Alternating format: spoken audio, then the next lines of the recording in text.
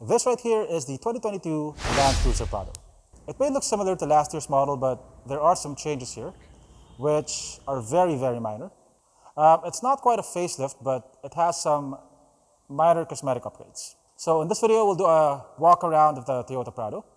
We'll check out the exterior, we'll check out the interior, and we'll talk about the features. So is it still worth your money? Let's find out. The Land Cruiser Prado is the smaller brother of the Land Cruiser J200, which will soon be replaced by the J300. In terms of size, it sits between the Fortuner and the Land Cruiser J200. Compared to the J200 is 110 millimeters longer, 105 millimeters wider, and 30 millimeters taller. It also sits between the Land Cruiser and the Fortuner in terms of pricing. At 4 million pesos though, this is a bit closer to the Land Cruiser than the Fortuner. So the Land Cruiser Prado has been around since the late 2000s, and it's been through a couple of facelifts since then. This is the latest facelift. Here at the front, it looks almost the same as last year's model. You got the same LED headlights with LED DRLs. You got the same massive chrome grille.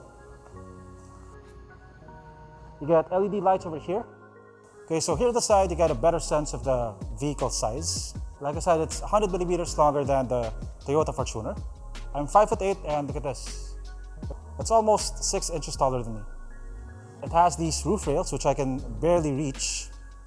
It has a pretty rounded shape. You don't get well-defined character lines on the sides, but you do get these bulging fenders, which give it a more muscular look.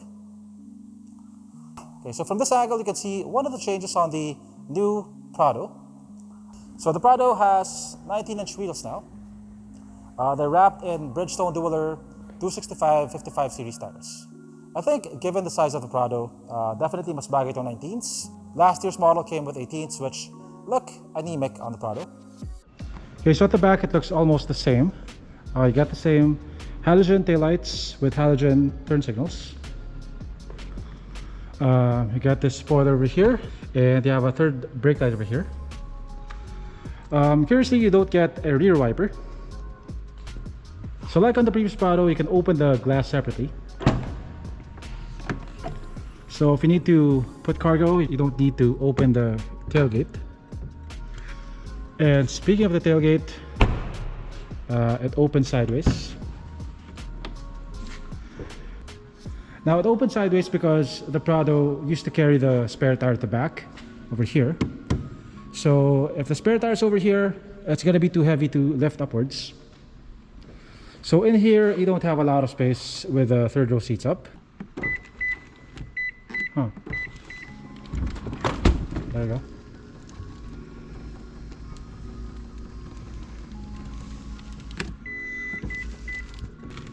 So there you go.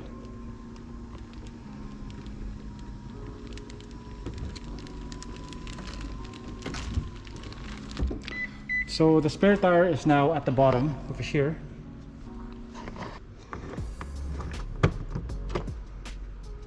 Tools.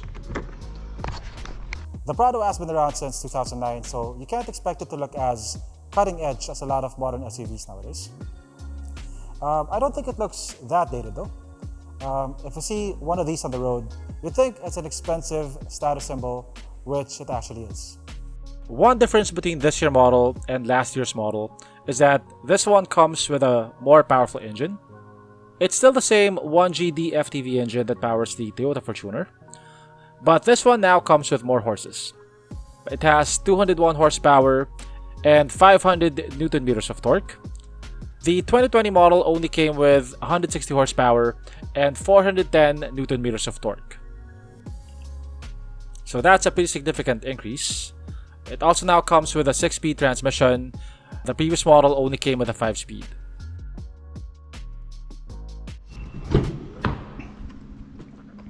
You get power seats with adjustable lumbar support.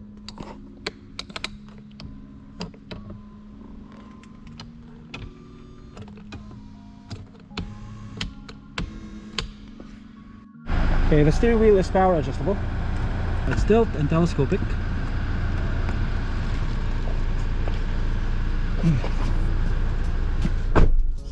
So the interior of the new Prado looks almost identical to the previous model. Actually, I don't notice any changes. So you still get the same 7-inch screen. You also get a reverse camera. You don't get active guidelines though. As you can see, when you turn the wheel, the lines don't move. The resolution is good enough, although this definitely looks dated compared to its competitors, which is understandable because this is this model has been around for a while. So this is soft touch. This it feels a bit more firm. Soft touch. This is leather. You got leather seats with perforations. So over here are your controls for the four-wheel drive. So over here are your four-wheel drive controls. You have H4, L4. This is for your center differential lock. Your start-stop button is over here, and you have some storage over here. So you get tri-zone climate control. You have 2 zones here at the front and 1 at the back. So in terms of connectivity, you have 1 USB port over here, 1 aux jack, 1 12-volt outlet,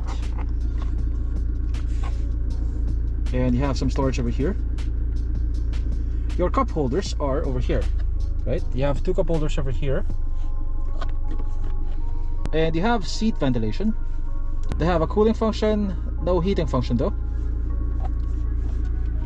You get the same beige and gray color scheme as the previous Prado. You don't get a sunroof here. Glove box is decently sized. You get minimal wood accents over here and also over here. Okay, so let's step in the second row. You do get handlebars here, which make entering the car easier. So the front seat is adjusted to my height, and I have about, I'm guessing that's 6 inches of legroom. You do get another climate zone here.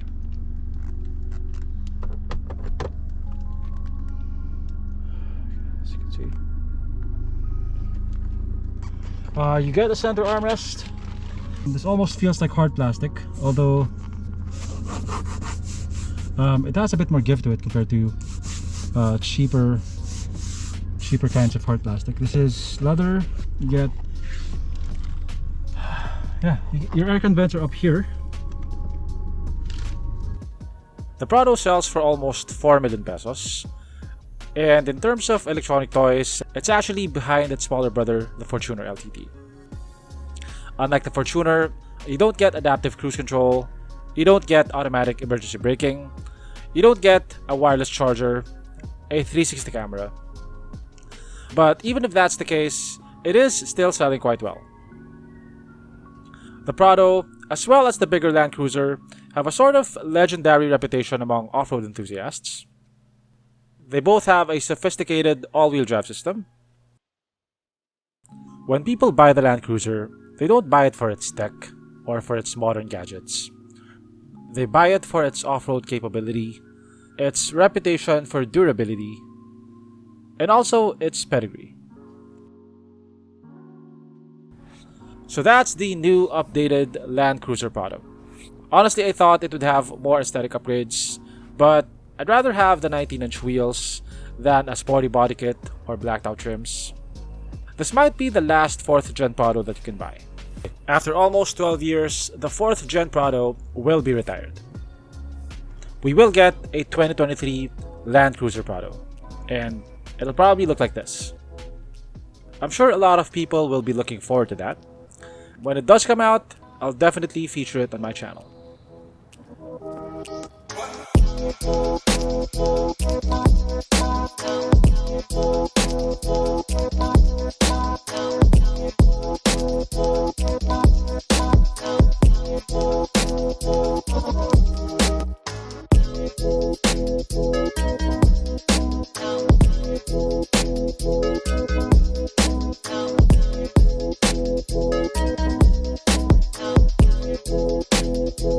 you.